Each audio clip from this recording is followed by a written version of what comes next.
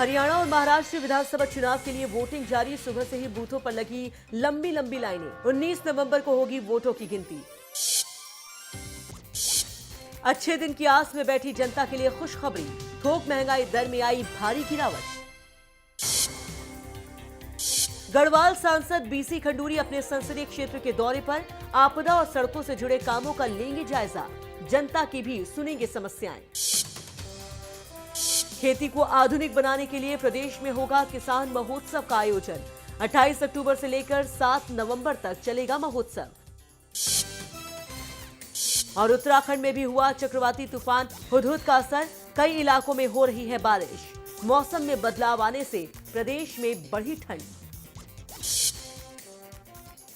नमस्कार, Himalayan news में आप सभी का स्वागत है। मैं हूं नेहा माहेश्वरी। हरियाणा और महाराष्ट्र विधानसभा के लिए मतदान हो रहा है। दोनों ही राज्यों में सुबह 7 बजे वोटिंग हो रही है।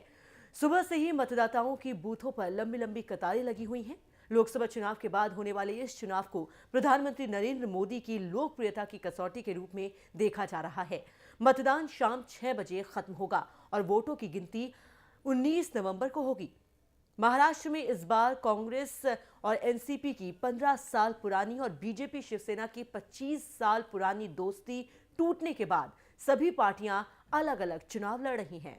राजधानी दिल्ली के बहुचर्चित धौलाकुआं गैंगरेप कांड में द्वारका कोर्ट ने 5 आरोपियों को दोषी ठहराया है।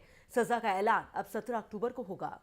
ये मामला 4 साल पुराना है। नवंबर 2010 में बीपीओ में काम करने वाली नॉर्थ ईस्ट की एक लड़की के साथ गैंगरेप किया गया था। 24 नवंबर की रात पीड़ित लड़की कॉल सेंटर से लौट रही थी। दफ्तर की कैब ने उसे धौलाकुआं के पास उतार दिया। वहां से वो अपनी दोस्त के साथ घर जा रही थी। तभी एक पिकअप वैन में सवार बदमाशों ने उसका अपहरण कर लिया।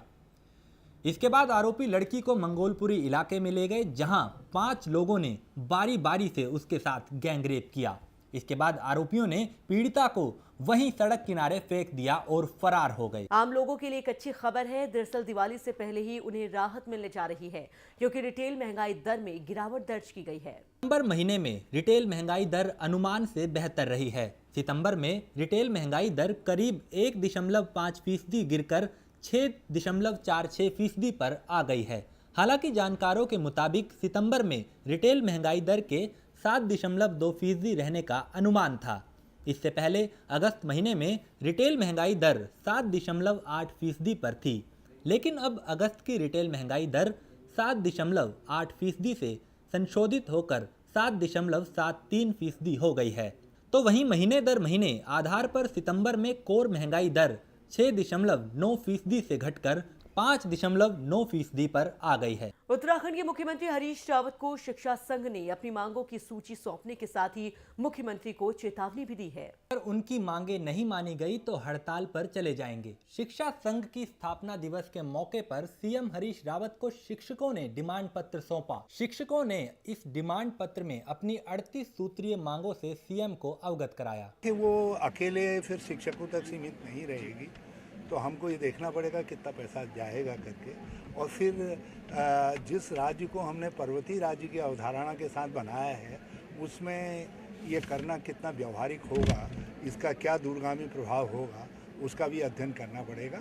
लेकिन मैंने इसको रूल आउट नहीं किया है। यदि इसके पॉजिटिव रिजल्ट देने की बात होती है और शिक्षक, डॉक्टर्स, दूसरे लोग जाते हैं उन एरियाज़ के अंदर, तो मैं एक बार गवर्नमेंट के पास जा कर के ये उनकी इस भावना की वकालत कर सकता हूँ। नहीं, ऐसा नहीं है। मैं मुख्यमंत्री जी का आभार व्यक्त करना चाहता हूँ कि जो उनके और हमारे बीच में जो वार्ता हुई थी और जो मुख्य मांग, जो पहली मांग थी शिक्षकों की, उस पर उन्होंने बिल्कुल एक्सेप्टेंस दे दी है। और 1 हफ्ते के अंदर उनका जो एक उसका शासनादेश टाइप का जो है वो बना, वार्ता करके उसको निकाला जाएगा। और मुख्यमंत्री जी ने जो अन्य मांगों पे जो बात की है, उसमें शासन की तरफ से पूरी तैयारी है और उन मांगों को भी बाकायदा एक शेड्यूल रूप में जो है उसको पूरा किया जाएगा। आगामी चुनाव के लिए कांग्रेस ने ग्रामीण क्षेत्रों में अपनी खिसकती जमीन को बचाए रखने के लिए पूरी तरह से कमर कसनी शुरू कर दी है। श्यामपुर क्षेत्र में सदस्यता अभियान की शुरुआत की, जिसमें प्रदेश अध्यक्ष किशोर उपाध्याय के निर्देश पर प्रत्येक ग्राम सभा में हर बूथ में 50 सदस्य बनाने का लक्ष्य रखा गया और कार्यकर्ता से एकजुट होने की अपील की गई। गढ़वाल से सांसद भुवन चंद खंडूरी सोमवार से गढ़वाल दौरे पर हैं। खंडूरी ने रुद्रप्रयाग पहुंचकर स्थानीय लोगों और कार्यकर्ताओं से मुलाकात कर उनकी समस्याएं सुनी। संसदीय क्षेत्र के 5 दिवसीय दौरे के पहले दिन उन्होंने रुद्रप्रयाग में अनुश्रवण समिति की बैठक ली। बीसी खंडूरी 5 दिवसीय दौरे में आपदा, सड़क और चारधाम यात्रा से संबंधित कार्यों और योजनाओं के बारे में अधिकारियों से जानकारी लेंगे। पिछले लंबे समय से मिनिस्ट्रियल कर्मचारी अपनी मांगों को लेकर हड़ताल पर हैं। उनके हड़ताल के चलते तहसीलों और कलेक्ट्रेट में कामकाज पूरी तरह से प्रभावित हो रहा है। पिछले लंबे समय से मिनिस्ट्रियल कर्मचारी अपनी मांगों को लेकर हड़ताल पर हैं। उनके हड़ताल के चलते तहसीलों और कलेक्ट्रेट में कामकाज पूरी तरह से प्रभावित हो रहा है। मिनिस्ट्रियल कलेक्ट्रेट कर्मचारी संघ के लगातार हड़ताल पर रहने के चलते राजधानी दून में भी इसका असर देखने को मिल रहा है। उनका कहना है कि मिनिस्ट्रियल कर्मचारियों के हड़ताल से कोई कार्य प्रभावित नहीं हो रहा और जिनके कार्य में बाधा आ रही है वो सीधे अधिकारियों से मिलें। संदेश ये देना है आप सभी लोगों के माध्यम से, चैनल के माध्यम से, कि कलेक्ट्रेट में और तहसीलों में कार्य प्रभावित नहीं है, कार्य लगातार हो रहे हैं। सारे अधिकारी अपने कार्यालयों में बैठ रहे हैं और वैकल्पिक व्यवस्थाएं भी की गई हैं। जिन पटलों पर कार्य पुराने समय से लंबित थे उसके लिए अगर किसी ने पहले का 2 महीने पहले का आवेदन किया हो, अगर उस पर अभी कार्रवाई न हो पाई हो तो एक बार पुनः संबंधित अधिकारियों को संबंधित कार्यालय में आके अधिकारी को एक प्रत्यावेदन दे दें ताकि उनकी फाइलें निकलवा के काम कराया जा सके। फिलहाल यहाँ पर वक्त हो गया एक छोटे से ब्रेक का। ब्रेक के बाद भी खबरों का सिलसिला जारी रहेगा। आप बने रहिए हिमालयन न्यूज के साथ।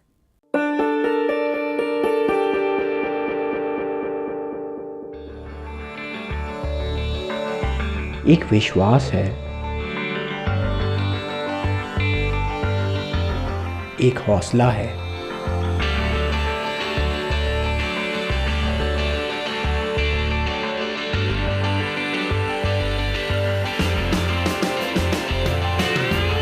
एक रिश्ता है,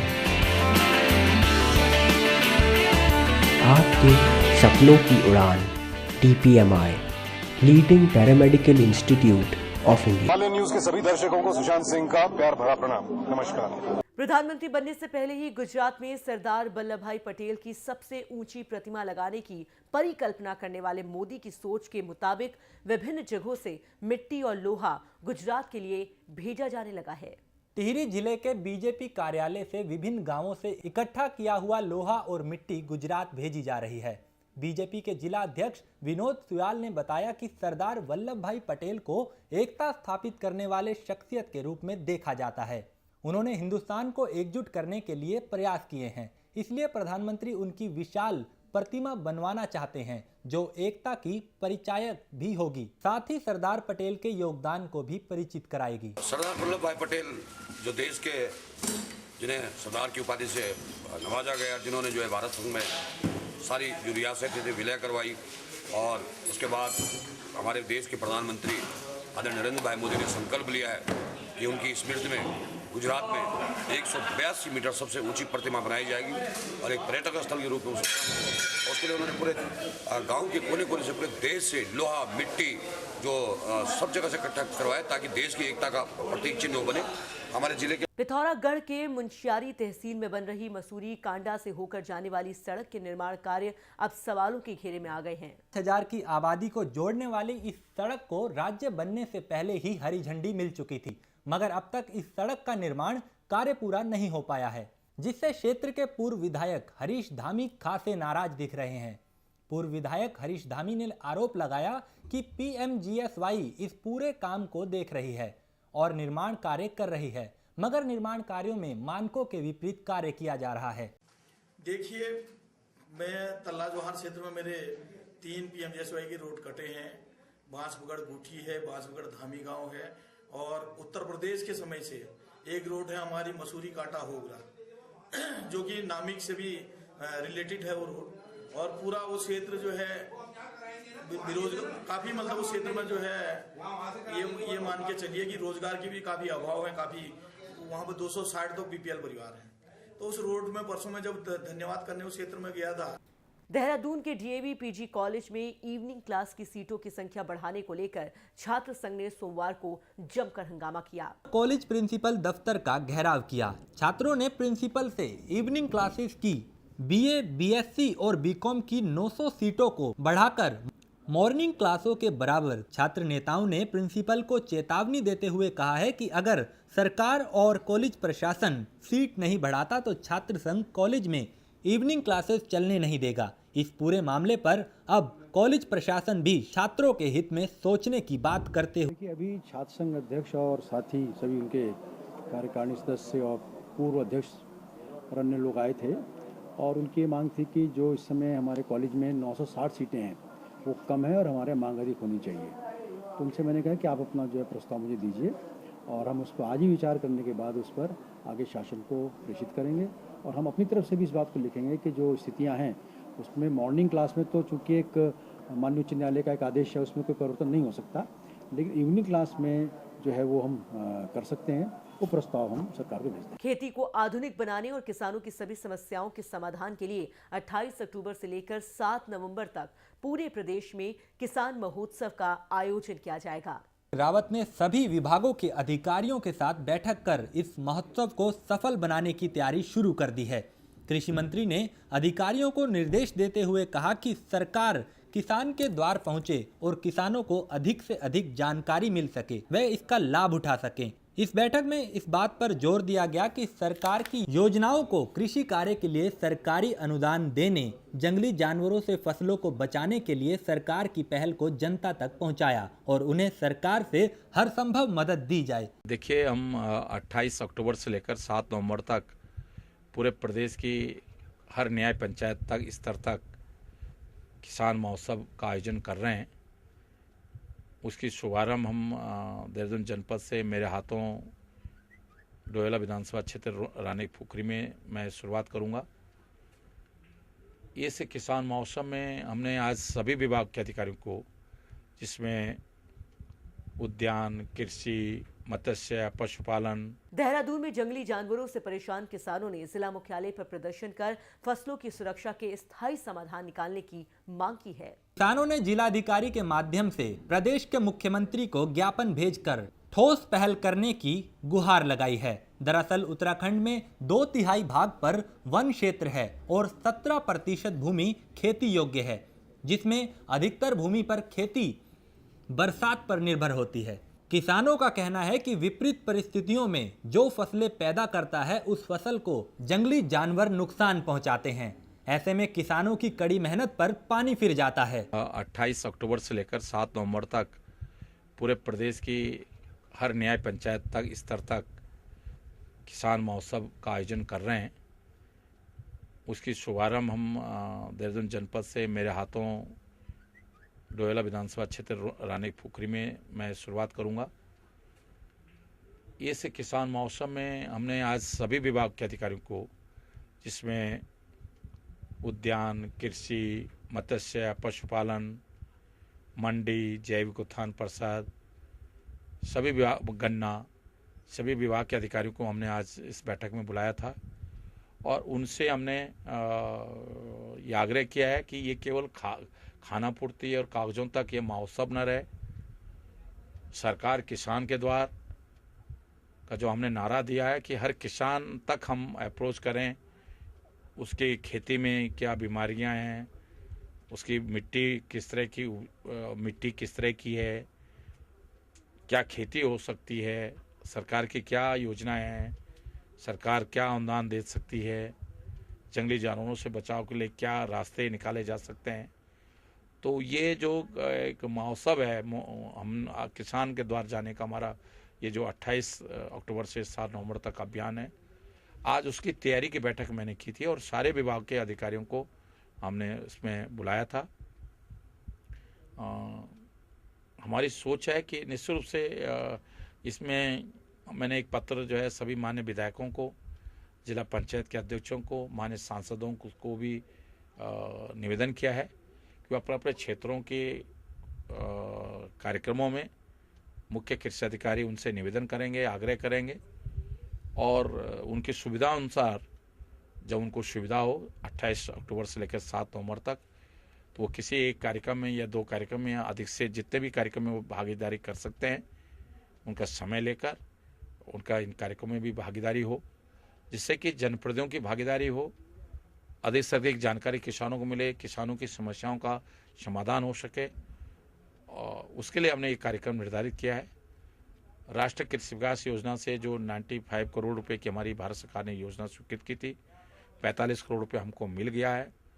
और इस बार हमारी कोशिश है कि हम केवल 95 करोड़ तक ही इस साल सीमित नहीं रहना चाहते हैं। हमने 150 करोड़ की योजनाएं कृषि विकास की, चाहे डेयरी हो, मंडी हो, मत्स्य हो, कृषि विभाग, हॉर्टिकल्चर, रेशम, सब विभागों के हमने 150 करोड़ से भरसार विश्वविद्यालय, पंतनगर विश्वविद्यालय 150 करोड़ से अधिक की हमने योजनाएं बनाई हैं। और हमारी कोशिश होगी कि भारत सरकार ने जितने हमारी स्वीकृति की है। हल्द्वानी में मंगलवार को आयकर विभाग ने मुखानी क्षेत्र में नवनिर्मित साई हॉस्पिटल में छापेमारी की कार्रवाई की। आयकर विभाग ने पूरे अस्पताल के दस्तावेज अपने कब्जे में लेकर जांच शुरू कर दी है। आयकर विभाग की इस पूरी कार्रवाई को ज्वाइंट कमिश्नर सत्य प्रकाश के नेतृत्व में किया गया। शहर में आयकर विभाग की इस कार्रवाई से अन्य बड़े कॉम्प्लेक्स मालिकों और अस्पतालों में हड़कंप मच गया है। ज्वाइंट कमिश्नर सत्य प्रकाश ने बताया कि अस्पताल में हुए निवेश और उपकरणों की जांच की जा रही है। आज की जांच जो आयकर विभाग द्वारा की जा रही है वो कुछ भिन्न प्रकार की है। आयकर अधिनियम में एक 3580 सेक्शन है, जिसके अनुसार अगर कोई नया हॉस्पिटल बनाता है तो उसमें जितना वो निवेश करता है उसका 150% उसको छूट मिलती है, लेकिन उसके लिए उनको कुछ शर्तों का अनुपालन करना जरूरी है, जैसे कि मिनिमम 100 पेशेंट बेड होने चाहिए, मशीनरी और प्लांट बिल्कुल नए होने चाहिए। हल्द्वानी के चोरगलिया थाने के हसपुर खत्ता गांव में घुसकर आतंक मचाने वाले गुलदार को आखिरकार लोगों ने मौत के घाट उतार दिया है। बचाने के लिए लाठी डंडों से पीट कर आतंकी गुलदार को मार गिराया। दरअसल सोमवार के पूरे दिन गुलदार ने हसपुर खत्ता गांव में घुसकर जमकर आतंक मचाया था। 1 दर्जन मवेशियों को निवाला बनाने के बाद गुलदार गांव के लोगों पर झपट पड़ा। इतना ही नहीं, गुलदार ने घर में घुसकर सो रहे लोगों को भी निवाला बनाना चाहा। गुलदार के हमले में 5 ग्रामीण गंभीर रूप से घायल हो गए हैं, जिनमें 4 लोगों का सुशीला तिवारी अस्पताल में उपचार चल रहा है। तो कभी इधर कोने में छुप जाए, कभी उधर बाहर निकाला बड़ी मुश्किल से, तो हम तो उसके पीछे उसको निकाल लेते, तो मम्मी दरवाजे में टॉर्च लगा रही थी, तो अचानक आगे पीछे से मम्मी को गिरा लिया और गिरा के दबो दिया, मुंह मार के वहीं पर बिल्कुल दबा दिया एकदम। तो उसके बाद मैं आया तो मम्मी ने मेरे से यही कहा कि बेटा मैं तो मेरे को खा दिया, तो इतने गाने में मम्मी बेहोश होगी, गिरा दिया। तो उसके बाद मैं आया, मैंने सीधे आके एक मुक्का उसके मुंह पे मारा, तो लात भी चलाई, मेरे पास कोई ऐसा डंडा फंडा था नहीं। तो उसके बाद काफ़ी देर उसकी मेरे आधे घंटे उसकी मेरी लड़ाई होती रही। मैंने उसका गला पकड़ लिया, सीधे गला पकड़ लिया। तो उसके बाद वो एकदम आगे से खड़ा हुआ, मैंने उसके दोनों हाथ पकड़ के सिर से मारा, छाती में सिर से मार के नीचे गिराया, तो ऊपर से दबोच लिया। और दबोच लिया तो क्योंकि डर तो मेरे को भी थी, शेर था, तो मैंने उसके पीठ में दांत मार के मुंह से भी दांत से दबा दिया और हाथों से भी दबा दिया। तो 10-12 लोग और आए थे, उनकी हिम्मत नहीं पड़ी कि मेरे को डंडा पकड़ा दें। उसके बाद अचानक हमारे पिताजी बुजुर्ग 60 साल के हैं, वो डंडा लाए, उनने एक डंडा मारा, 1-2 डंडा मेरे को भी पड़े। तो डंडा ला के थोड़ा किनारे कहाँ हुआ, जब डंडा मारा उनको एक, तो उसके बाद थोड़ा सा मेरे उसके पीछे वाले पैर आए हाथ, तो मैंने उसको ऊपर उठा के फेंका, पटका जब, तो पटका तो फिर हमारे गौशाले में घुसा। तो छोटी पटिया है 2-3 महीने की भैंस की, उसका पूरी पैर ही नोच ले गया, तो जिसमें हमारे 8-10 जानवरों को घायल कर गया और 5 आदमी को। उससे पहले जो 11 बजे भले ही हरिद्वार में लूट और हत्या का खुलासा कर पुलिस अपनी पीठ थपथपा रही हो, मगर इस थाने क्षेत्र में आपराधिक घटनाएं रुकने का नाम नहीं ले रही हैं। फिर एक नाबालिग लड़की के अपहरण का मामला सामने आया है। दरअसल 9 अक्टूबर को थाना बहादुराबाद के अलीपुर गांव की रहने वाली 8वीं में पढ़ने वाली नाबालिग बच्ची को उस वक्त अगवा कर लिया जब वो घर से स्कूल जाने के लिए निकली थी। परिजनों ने रिश्तेदारों और आसपास तलाशने के बाद इस पूरे मामले की जानकारी पुलिस को दी। पुलिस ने छानबीन कर अपहरण का मुकदमा दर्ज किया, लेकिन 1 हफ्ता बीत जाने के बाद भी उसका कोई अता पता नहीं चल सका, जिसके चलते परिवार वालों ने थाने का घेराव किया। आरोपियों को जल्द से जल्द पकड़ने की मांग की। परिजनों का आरोप है कि पुलिस सब कुछ जानते हुए भी अनजान बन रही है। मेरी बहन सुबह को स्कूल गई 7 बजे और वहाँ पे गांव से बाहर नहीं की, मतलब और लड़के आए और उसे उठाकर ले गए जबरदस्ती। और एक तो अपने गांव का है, मतलब कि हमारे पास का ही है वो लड़का, उसकी सारी गलतियाँ, उसके माँ बाप की गलती, पुलिस वाले उसे उठा के लाए। एफआईआर जो कराई, नामजद कराई थी आपने? हाँ जी, यहाँ पे हमने सब कुछ कराया, लेकिन पुलिस वालों ने कुछ कार्रवाई नहीं की। लेके छोड़ दिया, साफ पैसा लेके छोड़ दिया, मतलब चाहे कुछ भी किया, लेकिन इन्होंने छोड़ दिया उनको। अब हम ये चाहते हैं कि वो भी गिरफ्तार हो, उनके घर वाले सारे हो, और हमारे त्योहारों के सीजन में हरिद्वार रेलवे स्टेशन से लाखों का खाद्यान्न बिना मंडी शुल्क चुकाए ले जाया जा रहा है। नुकसान हो रहा है, लेकिन रेलवे विभाग आंखें मूंद कर बैठा है। दरअसल हरिद्वार के रेलवे स्टेशन पर किसी भी तरह की चेकिंग नहीं होती है, जिसका फायदा कालाबाजारी करने वालों को आसानी से हो रहा है। वहीं सोमवार को लोगों की सूचना पर मंडी समिति के अध्यक्ष ने हरिद्वार रेलवे स्टेशन का औचक निरीक्षण किया। इस दौरान यहां से काफी मात्रा में मंडी समिति से बिना कर चुकाए ले जाया जा रहा है। इसकी हानि हो रही है और चोरी हो रही है, और निश्चित रूप से आज जो है मंडी समिति भी देख रही है, जो मंडी समिति से जो भी मंडी समिति के जो आइटम हैं उन पर जिन पर मंडी समितियों का शुल्क बैठता है, निश्चित रूप से हम लोग देख रहे हैं। उसमें जहाँ पे पाया गया, कहीं मूंगफली मिली है हमारे पर, कहीं ड्राई फ्रूट मिला है, कहीं पर जो जीरा मिला है, कहीं पर कई आइटम ऐसी जो हैं जो मंडी शुल्क जिनका निर्धारित है और जिन पर जो है 9R नहीं कटे हुए हैं, जहाँ से भी माल आ रहा है। और 1 करोड़ रुपए की जो है जहाँ तिबार हो रहे हैं और वहाँ पर करोड़ों रुपए की राजस्व की चूना लगाया जा रहा है। निश्चित रूप से किसी को भी हम सरकार को किसी उत्तराखंड में आंध्र और उड़ीसा में आए हुदहुद तूफान का असर देखने को मिल रहा है। पहाड़ों की रानी मसूरी में भी अचानक मौसम ने करवट बदली है। तेज हवाओं के साथ बारिश होने के बाद तापमान में भारी गिरावट दर्ज की गई है, जिससे मसूरी और आसपास के इलाकों में ठंड ने दस्तक दे दी है। मसूरी में ठंड से बचने के लिए लोग गर्म कपड़ों का सहारा ले रहे हैं। बागेश्वर में सुबह से ही मौसम का मिजाज बदला है। मौसम में अचानक बदलाव आने से प्रदेश में ठंड बढ़ गई है।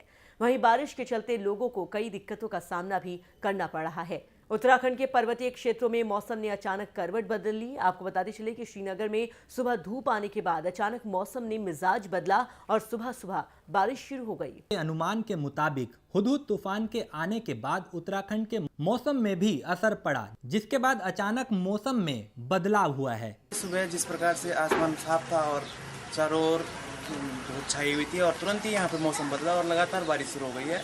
आप देख सकते हैं कि जिस प्रकार कई लोग छाता लेके चलने लग गए हैं और कई लड़के स्कूल भीगते। जन जागरूकता के लिए ऋषिकेश में प्रेस क्लब ने हेल्थ कैंप लगाया। आपको बताते चले कि प्रेस क्लब ने PWD के गेस्ट हाउस में एक हेल्थ कैंप का आयोजन किया।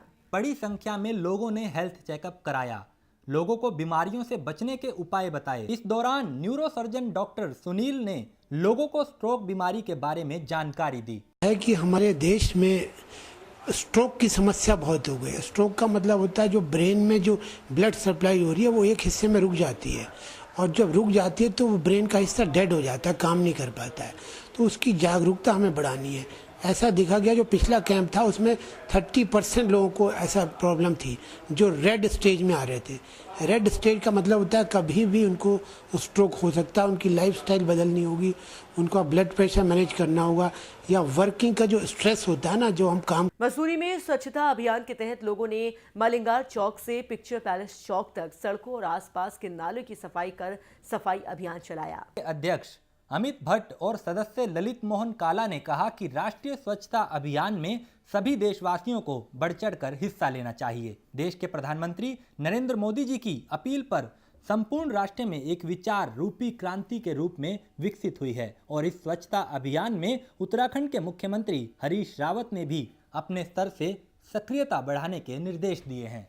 मोदी जी ने देश का जो आह्वान कर रखा है स्वच्छता के लिए, और साथ साथ में हमारे प्रदेश के मुख्यमंत्री हरीश रावत जी का इसमें पूरा सहयोग है।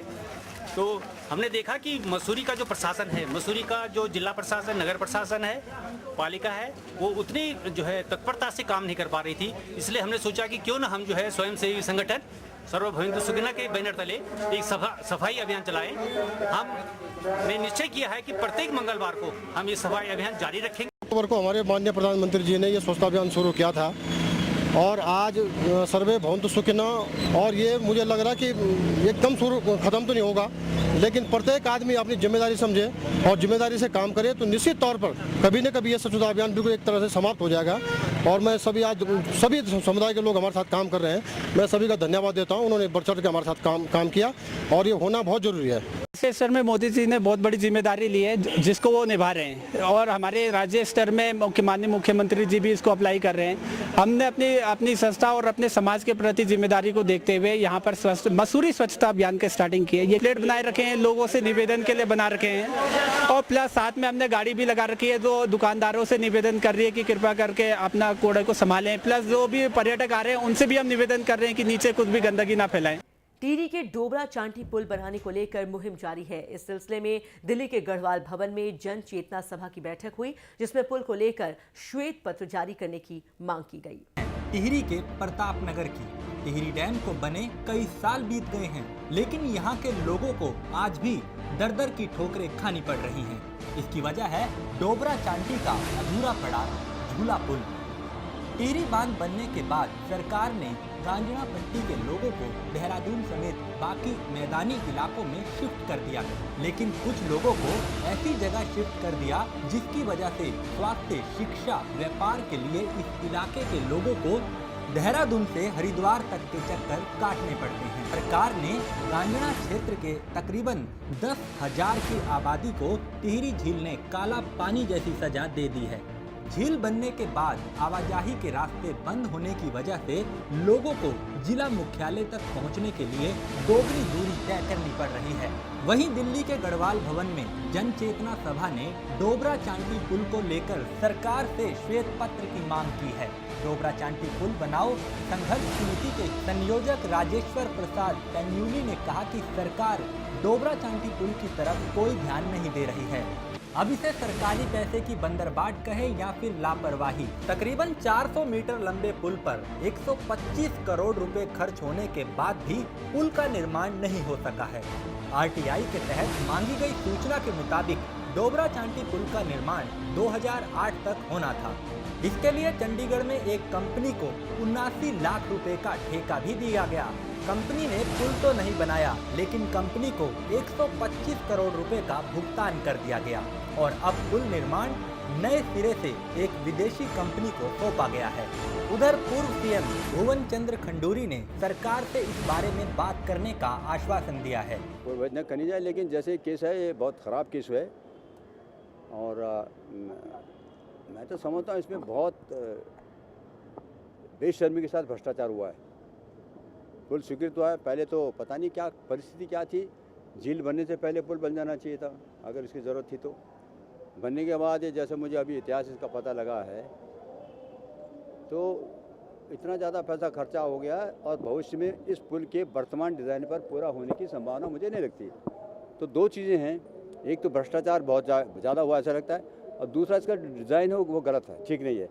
दोनों चीज़ों को ठीक करना पड़ेगा मेरी दृष्टि से, और इसलिए मैंने सुझाव दिया है कि इसके उचित स्तर पर विचार करके केंद्र सरकार से भी बात करके, क्योंकि वो भी इसमें इन्वॉल्व हैं, और भ्रष्टाचार के खिलाफ कार्रवाई करना, और जो इसका डिज़ाइन है उसमें क्या गलती है, क्या खामियां हैं, उसको कैसे ठीक कर सकते हैं। अब जब ये आधा पुल बन गया या जितना बना है तभी कुछ हो सकता है, और किसी तरह से इस पुल को जिस काम के लिए बना था उस काम के लिए योग्य बनाने की व्यवस्था करनी चाहिए। उत्तराखंड सरकार को इसका जिम्मेदार मानते हैं?